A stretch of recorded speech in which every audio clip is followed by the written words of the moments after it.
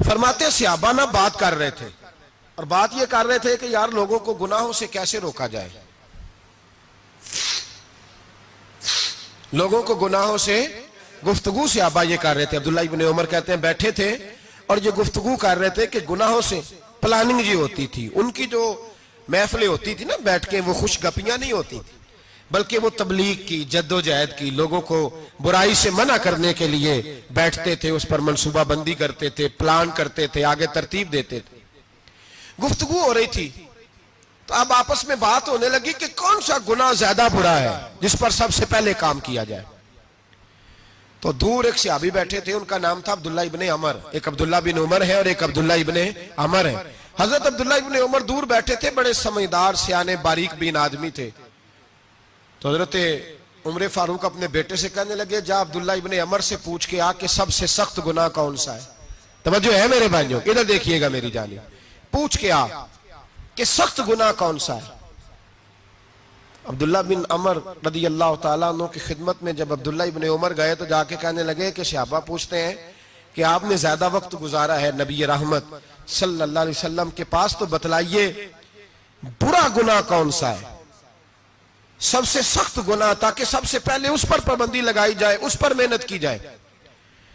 تو حضرت عبداللہ ابن عمر کہنے لگے صحابہ کو جا کے بتا دو کہ سب سے برا گناہ شراب پینا ہے، سب سے برا گناہ، اور یہ ام الخبائث ہے، برائیوں کی جڑ ہے، گناہوں کی ماں ہے، یہ بنیاد ہے، باقی گناہ اسی سے شروع ہوتے ہیں۔ کہتے ہیں میں نے آ کے بتایا تو حضرت ابوبکر صدیق رضی اللہ تعالیٰ عنہ اور سیدنا فاروق اعظم کہنے لگے خود جاتے ہیں، ان کے پاس خود جاتے ہیں، چونکہ ہم نے بات سننی ہے ہم خود جاتے ہیں اور ان سے جا کر کے سوال کرتے ہیں کہ اگر آپ کو اس تفصیل کا پتہ ہے نا تو اس کے پیچھے بھی کوئی تفصیل ہوگی جو میرے نبی پاک نے بیان کی ہوگی صلی اللہ تعالی علیہ وسلم، اس تفصیل کا بھی آپ کو پتہ ہوگا جو نبی پاک نے بیان کی ہوگی، اس بات کے پیچھے جو بیک گراؤنڈ ہے، جو پس منظر ہے۔ فرماتے ہیں کہ ہم اٹھے، عبداللہ ابن عمر کے پاس گئے، ان سے جا کے پوچھا کہ جناب آپ نے یہ تو فرمایا ہے شراب ام الخبائث ہے، تو اس کے پیچھے پس منظر کیا ہے؟ تو عبداللہ ابن عمر کہنے لگے یہ میں نے اپنے پاس سے نہیں کہا، یہ میں نے نبی پاک سے سنا ہوا ہے۔ حضور سید عالم صلی اللہ علیہ وسلم بیٹھے تھے تو حضور نے فرمایا شراب، یہ نشہ، یہ برائیوں کی ماں ہے۔ اور پھر حضور نے ایک مثال بیان فرمائی، نبی رحمت علیہ السلام نے فرمایا بنی اسرائیل کا ایک واقعہ ہے، ایک خوبصورت جوان تھا تو ایک عورت کا دل آ گیا اس پر۔ یہ یاد رکھ لیں، ہم لڑکوں کو منع کرتے رہتے ہیں لیکن ہمیں گھر کی بچیوں پر بھی توجہ دینی ہوگی، ہمیں ان کے فون پر بھی نگرانی کرنی ہوگی، ہمیں وہاں بھی غور کرنا ہوگا، اس لیے کہ اگر کوئی بچی گنجائش نہ دے تو میرا خیال ہے کہ لڑکا جرت کرنے کی طاقت نہیں رکھتا، تو وہاں بھی ان کی اماں سے کہے کہ پابندی لگائے، بچی کسی کا موبائل لے کر کے کہیں اس کو استعمال تو نہیں کر رہی، اس پودے پر بھی توجہ دے، درخت بننے سے پہلے اس کی بھی نگرانی کریں، یہ بھی بڑا ضروری کام ہے۔ عورت کا دل آ گیا تو نبی پاک علیہ السلام فرماتے اس نے کوئی بہانہ لگایا، کسی کو کہا کہ اس نوجوان کو بلا کے لاؤ، اس کو کہو کہ ہم نے کوئی گواہی لینی ہے تجھ سے۔ وہ نوجوان آیا، ایک کمرے میں داخل ہوا تو اگلے کمرے میں لے گئے، وہاں داخل ہوا تو اس سے اگلے کمرے میں لے گئی، وہ داخل ہوا تو اسی طرح 7 مکفل کمروں میں لے گئی۔ میرے کریم رسول میرے محبوب پاک علیہ السلام فرماتے ہیں، صحابہ کو سمجھا رہے ہیں میٹھے لب و لہجے میں، فرماتے ہیں جب سب سے پچھلے کمرے میں لے گئی تو ایک لڑکا بندھا ہوا تھا وہاں رسیوں سے، شراب کا پیالہ پڑا ہوا تھا، اور بی بی کہنے لگی کوئی گواہی شواہی نہیں لینی، تجھے اس لیے بلایا ہے کہ تیرے اوپر دل آ گیا ہے، اب میرے ساتھ منہ کالا کر۔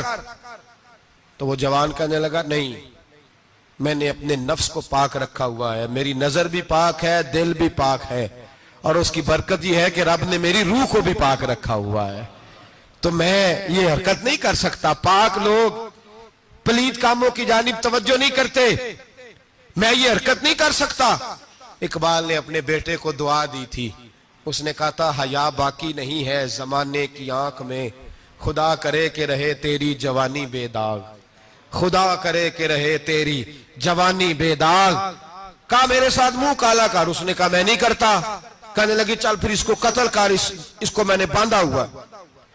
اس نے کہا میں قتل کیوں کروں؟ میری کیا دشمنی ہے؟ کہا پھر شراب پیو؟ کہا میں شراب بھی نہیں پیتا۔ تو وہ کہنے لگی اب تو میں نے تجھے اپنے چنگل میں پھانس لیا ہے، اب تو یہاں سے بچ کے جا نہیں سکتا، اور اگر تو باہر جائے گا تو میں شور کروں گی، لوگ جمع کروں گی، اس نے میری عزت آبرو پہ ہاتھ ڈالا ہے، تو بچ تو نہیں سکتا، ایک کام تو کرنا پڑے گا۔